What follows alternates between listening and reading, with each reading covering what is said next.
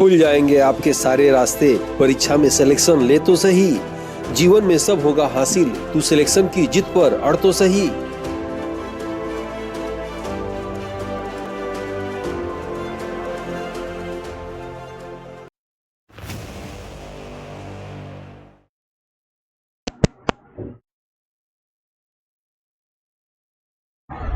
Aditya classes exam गुरु channel में आप सबका स्वागत है। आज हम लोग की क्लास जो है भारतीय संविधान के भारतीय राजनीतिक व्यवस्था से न्यायपालिका से रहेगा। इस चैप्टर को हम लोग दो भागों में पढ़ेंगे। आज की क्लास सुप्रीम कोर्ट से रहेगी और इसके आगे वाली क्लास जो है हाई कोर्ट से रहेगी।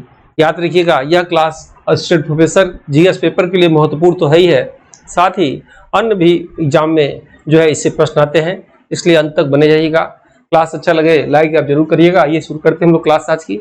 जैसे कि पिछले क्लास में बताया गया थे आपको कि सरकार के 3 अंग होते हैं, ठीक है, कार्यपालिका, विधायिका और न्यायपालिका।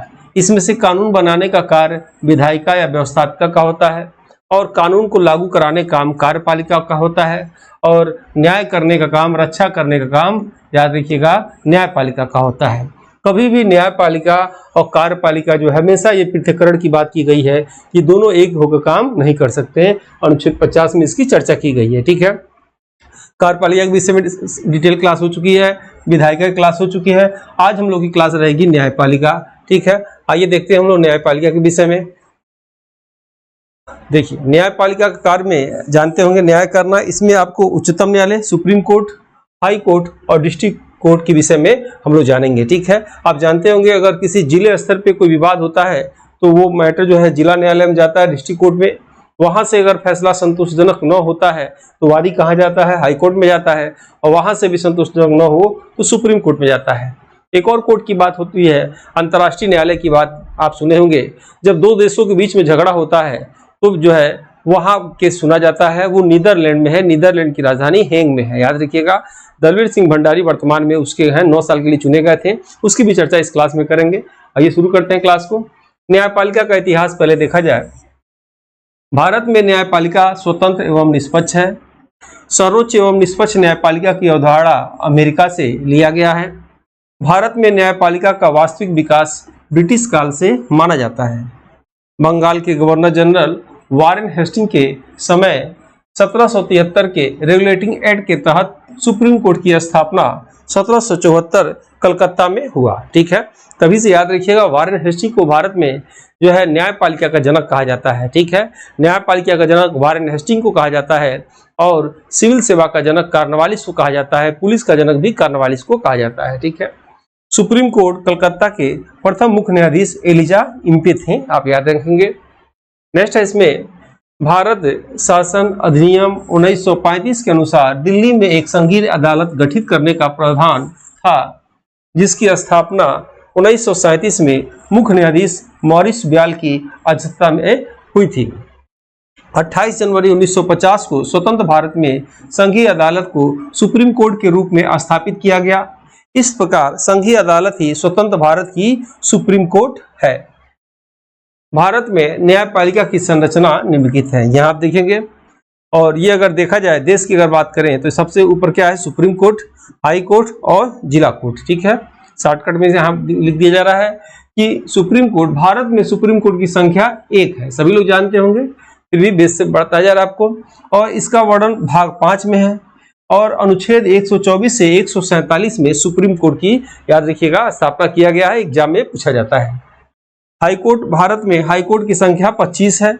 आपको कमेंट बॉक्स में बताना है भारत का 25वां हाई कोर्ट कौन सा है। इसके पहले वाले क्लास में हमने चर्चा इससे किया था। यानी भारत में हाई कोर्ट की संख्या 25 है। इसका वर्णन भाग 6 में और अनुच्छेद 214 से 232 के अंतर्गत है। जिला कोर्ट भारत के सभी जिलों में है।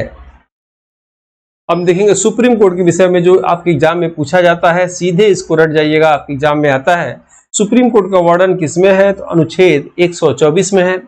सुप्रीम कोर्ट के मुख्य न्यायाधीशों का शपथ कौन दिलाते हैं, राष्ट्रपति द्वारा होता है। त्यागपत्र सुप्रीम कोर्ट के न्यायाधीश राष्ट्रपति को देते हैं। न्यूनतम उम्र कोई सीमा नहीं है, वैसे जो इसकी क्राइटेरिया है वहां वैसे भी लग जाता है, इसकी कोई सीमा नहीं निर्धारित नहीं है। कार्यकाल क्या है, कोई सीमा नहीं है। अधिकतम उम्र 65 वर्ष, याद रखिएगा। वेतन भत्ता पेंशन केंद्र की संचित निधि से होता है। वर्तमान में मुख्य न्यायाधीश का वेतन 2,80,000 लगभग है, ये बदल सकता है एग्जाम से पहले, ये चीज आप देख के जाइएगा, ठीक है। नेक्स्ट है, इसमें देखेंगे सुप्रीम कोर्ट के जजों की संख्या सरकार संसद में कानून बनाकर तय करती है, ठीक है, याद रखेंगे आप इसको। वर्तमान में सुप्रीम कोर्ट के जजों की संख्या, याद रखिएगा, 1 मुख्य न्यायाधीश और 33 न्यायाधीश, कुल वर्तमान में 34 न्यायाधीश हैं, ठीक है। आपको कमेंट बॉक्स में बताना है जो मुख्य न्यायाधीश है उनका नाम क्या है, किस क्रम के हैं, ठीक है। नेक्स्ट आप देखेंगे अनुच्छेद 348 में के अनुसार भारत में सुप्रीम कोर्ट व हाई कोर्ट की सभी कार्यवाहियां अंग्रेजी में होगी, ठीक है। अनुच्छेद 348 के अनुसार जो है कार्यवाहियां क्या होगा, अंग्रेजी में होगा। भारतीय संविधान का संरक्षक न्यायपालिका होता है। सुप्रीम कोर्ट के जज सेवानिवृत्त होने के बाद किसी अदालत में वकालत का कार्य नहीं कर सकते। नेक्स्ट है, ये टीम द्वारा टेस्ट पेपर तैयार किया गया है, आप इसको जरूर ले लेना चाहिए, आपके स्कोर को बढ़ाएगा। इस टेस्ट की वैलिडिटी याद रखिएगा एग्जाम तक, जब तक विज्ञापन संख्या 51 का एग्जाम ना हो जाए, यूपीएससी का विज्ञापन का जो है एग्जाम जब तक ना हो जाए तब तक ये इसकी वैलिडिटी रहेगी। और इसमें आपको क्या मिलेगा, ई-पीडीएफ सिलेबस के अनुसार, चैप्टर के अनुसार, उसी ई-पीडीएफ या चैप्टर पे आपको वीडियो मिलेगा, पुनः वीडियो पे टेस्ट मिलेगा। यानी एक ही चीज को जब 3 बार पढ़ेंगे तो चीज आपको याद हो जाएगा, कॉन्सेप्ट क्लियर भी हो जाएगा। चैप्टर के अनुसार सभी चैप्टर का ई-पीडीएफ वीडियो और टेस्ट बना है। लास्ट में फिर जो आपको फाइनल टेस्ट देना है तब जाके जीएस पेपर में पूर्णता आएगा। इस टेस्ट पेपर में आपको क्या मिलेगा, ई-पीडीएफ नोट्स मिलेगा, याद रखिएगा। इसमें हिंदी इंग्लिश दोनों भाषाओं में प्रयोग होगा। 2014 से लेकर अब तक जितने एग्जाम हुए हैं सबके सालों पेपर क्लासेस वीडियो भी मिलेंगे। इसमें रेगुलर प्रैक्टिस सेट एग्जाम तक अपडेट होता रहेगा, याद रखिएगा। इसमें ऑर्गेनाइज वीडियो क्लास सब कुछ जो है सिलेबस के अनुसार सीक्वेंस में सभी चैप्टर वीडियो पीडीएफ नोट्स और टेस्ट है इसमें, ठीक है। इसको आपको जरूर ले लेना चाहिए। यूट्यूब पे से आपको सभी वीडियो नहीं मिलेंगे, कुछ वीडियो आगे चल के अनलिस्टेड हो जाते हैं। टेस्ट सीरीज इसमें सैकड़ों की संख्या मिलेगा, मॉडल पेपर के रूप में, सिलेबस वाइज टेस्ट के रूप में और यूनिट वाइज टेस्ट के रूप में। इसका रेट 1999 है, लेकिन अभी 1299 में दिया जा रहा है। याद रखिएगा अपनी गलतियों को एग्जाम से पहले प्रैक्टिस करके सुधारे, ताकि वो गलतियां एग्जाम सेंटर में आपकी ताकत बनकर आपको जीत दिलाए, ठीक है। मेरी टीम द्वारा ये 4 बुक निकाला गया है, समान अध्ययन का, चारों में अलग अलग क्वेश्चन है। कुल इसमें 80 मॉडल पेपर हैं। इसको आप चाहें तो अमेजन से मंगा सकते हैं, डिलीवरी चार्ज फ्री है और आपका इस साथ में ओमार सीट बुक जो है फ्री है। ये मात्र 499 रुपए में आपके घर तक ये पहुंच जाएगा। बुक को यदि मैं दिखाना चाहूँ तो आप देख सकते हैं, एग्जाम देने से पहले ये सभी बुक के, चारों बुक का जो है क्वेश्चन आपको 2-3 बार पढ़ के जाना चाहिए। इससे आपके स्कोर में वृद्धि होगी। सभी महत्वपूर्ण और चुनिंदा प्रश्न इसमें रखे गए हैं। साथ में ये आपको जो है मार्कशीट बुक जो है इसमें फ्री मिलेगी, ठीक है। जो लोग भी हमारी टीम से जुड़ना चाहें, आप चाहे तो जुड़ सकते हैं। ये व्हाट्सएप नंबर है, सभी वीडियो का लिंक इस पे दे दिया जाता है। ये टेलीग्राम नंबर है, इससे आप चाहे तो जुड़ सकते हैं, ठीक है। आगे देखते हैं हम लोग। स्वतंत्र भारत के प्रथम सुप्रीम कोर्ट के मुख्य न्यायाधीश न्यायमूर्ति हीरालाल जेकानिया, नाम याद रखिएगा, अक्सर पूछा जाता है। वर्तमान सुप्रीम कोर्ट के मुख्य न्यायाधीश न्यायमूर्ति डी.वाई. चंद्रचूड़, पद क्रम क्या है, 50वां है। सुप्रीम कोर्ट के प्रथम महिला न्यायाधीश न्यायमूर्ति बीबी फातिमा, लेकिन मुख्य न्यायाधीश नहीं थी, याद रखिएगा। ये मुख्य न्यायाधीश नहीं थी, लेकिन जो है प्रथम जो है न्यायाधीश बीबी फातिमा, याद रखिएगा। सुप्रीम कोर्ट के प्रथम दलित मुख्य न्यायाधीश न्यायमूर्ति के.जी. बालकृष्णन। सुप्रीम कोर्ट के जजों को हटाने का आधार अक्षमता, कदाचित व्यवहार आदि के कारण हो सकता है, जिसका विधेयक किसी भी सदन में रखा जा सकता है। नोट कर लीजिएगा, विशेष बहुमत पास होने के लिए लोकसभा सदस्य, सांसद और एमपी के 100 सदस्यों का और राज्यसभा में 50 सदस्यों का हस्ताक्षर होना चाहिए, तभी विशेष बहुमत पास होगा, ठीक है। नेक्स्ट हम लोग आते हैं। भारत की प्रथम महिला अधिवक्ता इंदु मल्होत्रा को अधिवक्ता से सीधे सुप्रीम कोर्ट की न्यायाधीश बनी, ठीक है। वैसे हाई कोर्ट के जो वकील होते हैं वो लोग भी बन जाते हैं, उनकी प्रक्रिया होती है, उसका क्राइटेरिया होता है, इतने वर्ष तक उनको वकालत करना रहता है और भी कई चीजें होती हैं, ठीक है। सुप्रीम कोर्ट के जजों की योग्यता निम्नलिखित है। पहला है भारत का नागरिक हो। दूसरा, हाई कोर्ट में जज के रूप में 5 वर्ष का अनुभव हो। देखिए सुप्रीम कोर्ट के जज की योग्यता कैसे होगा, या तो भारत का नागरिक कॉमन चीज है, हाई कोर्ट में जज के रूप में 5 वर्ष का अनुभव हो, या हाई कोर्ट में 10 वर्ष का से अधिवक्ता हो, देख सकते हैं, या दिव्यता हो, या राष्ट्रपति की नजर में हो, ठीक है। नेक्स्ट पॉइंट है इसमें, स्वतंत्र भारत के सबसे अधिक समय तक रहने वाले मुख्य न्यायाधीश न्यायमूर्ति वाई चंद्रचूड़ हैं। ठीक है, याद रखिएगा। और स्वतंत्र भारत के सबसे कम समय तक रहने वाले मुख्य न्यायाधीश न्यायमूर्ति KN सिंह हैं। सुप्रीम कोर्ट संबंधित महत्वपूर्ण अनुच्छेद, आर्टिकल महत्वपूर्ण है, याद रखिएगा। अक्सर सीधे सीधे इसमें से क्वेश्चन बना के पूछ दिए जाते हैं। पहला इसमें दिया है अनुच्छेद 124, सुप्रीम कोर्ट की स्थापना, शपथ, नियुक्ति, त्यागपद, हटाना हरता है। अनुच्छेद 125 वेतन का वर्णन है। 126 कार्यवाहक मुख्य न्यायाधीश, नियुक्ति राष्ट्रपति द्वारा है। अनुच्छेद 127 में तदर्थ एडॉक न्यायाधीश। 128 में रिटायर्ड जज की विषय में चर्चा है। 129 में सुप्रीम कोर्ट अभिलेख न्यायालय होना और कोर्ट की अवमानना का वर्णन है। अनुच्छेद 130 में सुप्रीम कोर्ट की खंडपीठ, कोई खंडपीठ नहीं है, भारत में एक ही है। अनुच्छेद 131 में सुप्रीम कोर्ट का आरंभिक अधिकार क्षेत्र। अनुच्छेद 137 में पुनर्विचार याचिका संविधान में वर्णन नहीं है। अनुच्छेद 143 में सलाहकारी अधिकार क्षेत्र, दोनों एक दूसरे से सलाह लेने व देने के लिए बाध्यकारी नहीं है। अनुच्छेद 142 में पूर्ण न्याय देने करने की शक्ति। अनुच्छेद 145 में सुप्रीम कोर्ट संबंधित नियम बनाने की शक्ति। अंतर्राष्ट्रीय न्यायालय की चर्चा करेंगे, जैसे हमने आपको बताया था। जब दो या दो से अधिक देशों में आपसी मतभेद होता है तो उसका निपटारा जिस न्यायालय में होता है उसे अंतर्राष्ट्रीय न्यायालय कहते हैं। अंतर्राष्ट्रीय न्यायालय संबंधित महत्वपूर्ण तथ्य निम्नलिखित है, आप ध्यान से देखिएगा, कभी कभी इससे ही प्रश्न एग्जाम में आ जाते हैं। इसका मुख्यालय यानी अंतर्राष्ट्रीय न्यायालय का मुख्यालय हेग, नीदरलैंड में। न्यायाधीशों का कार्यकाल 9 वर्ष होता है। न्यायाधीशों की संख्या 15 होती है। नेक्स्ट आप देखेंगे, अभी तक 4 भारतीय अंतर्राष्ट्रीय न्यायालय में न्यायाधीश बने। पहला बेनेगल राव जी, दूसरा नागेंद्र सिंह जी, तीसरा रघुनंदन स्वरूप पाठक जी और चौथा दलवीर भंडारी। याद रखिएगा, दलवीर भंडारी 2017 से 9 वर्ष के लिए हैं। ठीक है, यानी वर्तमान में दलवीर भंडारी अंतर्राष्ट्रीय न्यायालय में न्यायाधीश हैं। 17 से 9 वर्ष आप जोड़ लीजिएगा। नेक्स्ट हम लोग आते हैं न्यायालय संबंधित महत्वपूर्ण शब्दावली, से ही प्रश्न आते हैं। कोलेजियम सिस्टम क्या होता है, देखेंगे इसको। कोलेजियम सिस्टम सुप्रीम कोर्ट के निर्णय के माध्यम से विकसित एक सिस्टम है। कोलेजियम सिस्टम न्यायाधीशों की नियुक्ति और स्थानांतरण से संबंध रखती है। सुप्रीम कोर्ट के 1993 के फैसले के अनुसार यह निर्णय लिया गया कि मुख्य न्यायाधीश की सलाह पर इसमें बाध्यकारी है, जिसे कोलेजियम सिस्टम कहते हैं। न्यायिक, राष्ट्रीय न्यायिक नियुक्ति आयोग NJAC, national judiciary appointment commission, याद रखिएगा एग्जाम में पूछा जाता है इसके विषय में भी। इस आयोग का गठन न्यायिक नियुक्ति के लिए किया गया था। इसकी स्थापना 2014 में 6 सदस्य होंगे, एक सुप्रीम कोर्ट के मुख्य न्यायाधीश, 2 सुप्रीम कोर्ट के सीनियर जज, एक कानून मंत्री, 2 अन्य केंद्र सरकार के व्यक्ति। नोट कर लीजिएगा, इंपॉर्टेंट है ये। 99 संविधान संशोधन 2014 में जोड़ दिया गया कि लेकिन बाद में सुप्रीम कोर्ट के न्यायमूर्ति JS खेयर की अध्यक्षता में गठित संवैधानिक पीठ ने राष्ट्रीय न्यायिक नियुक्ति आयोग को अवैध घोषित कर दिया और पुनः कोलेजियम सिस्टम से पुनर्जीवित कर दिया। वर्तमान में न्यायाधीशों की नियुक्ति कोलेजियम सिस्टम से हो रही है, ये आप याद रखेंगे। कार्यवाहक मुख्य न्यायाधीश, अनुच्छेद 126 में इसका वर्णन है।